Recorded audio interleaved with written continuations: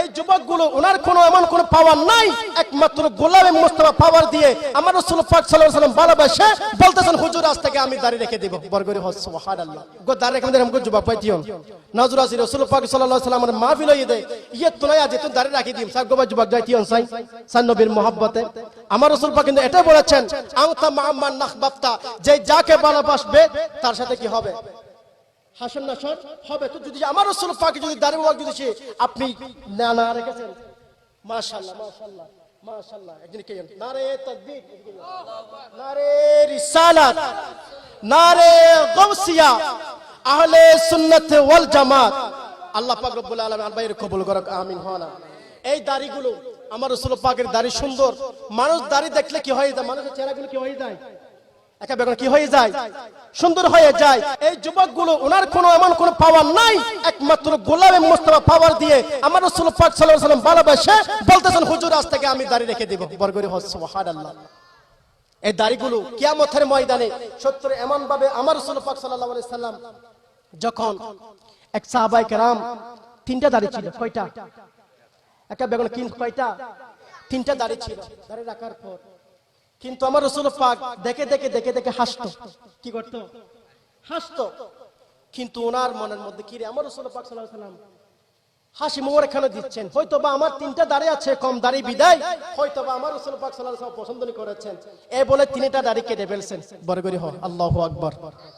তখন এই পরের দিন আসলো, আসার পরে আমার রাসূল পাক সাল্লাল্লাহু আলাইহি ওয়াসাল্লাম তার চেহারাগুলো সাহাবাদের দিকে তাকাচ্ছে না।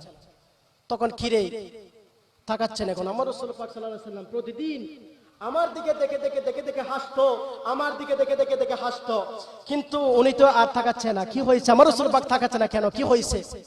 তখন আমার রাসূল পাক সাল্লাল্লাহু আলাইহি ওয়াসাল্লাম, ইয়া রাসূলুল্লাহ, ইয়া হাবিবাল্লাহ, আপনি আমার চেহারা দিকে প্রতিদিন মুস্কি হাসি মেরতেন, কিন্তু আমি আজকে আসলাম কিন্তু আমার দিকে তাকালেন না।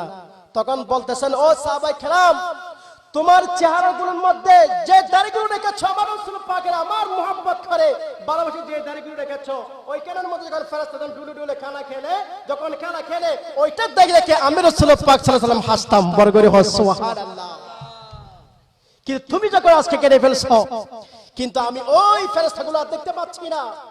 একটা দাড়ির মধ্যে 70 ফেরেশতা আছে, এভাবে এভাবে ডুলা ডুলা এমএমএ খেলে খেলে আপনার জীবনের গুনাহ মাফ চাই। বরগরি হয় সুবহানাল্লাহ।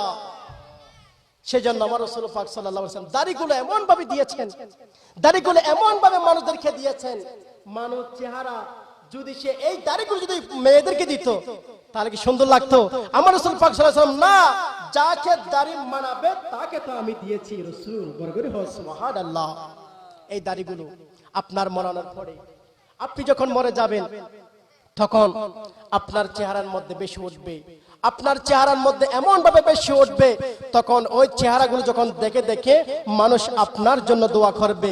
আমার রাসূল পাক সাল্লাল্লাহু আলাইহি সাল্লাম যখন কবরের মধ্যে যখন আপনি যখন যাবেন, ওখানের মধ্যে একমাত্র আল্লাহ এবং রাসূল সাথে কি দিয়ে আসবেন? বরগরি হয় সুবহানাল্লাহ।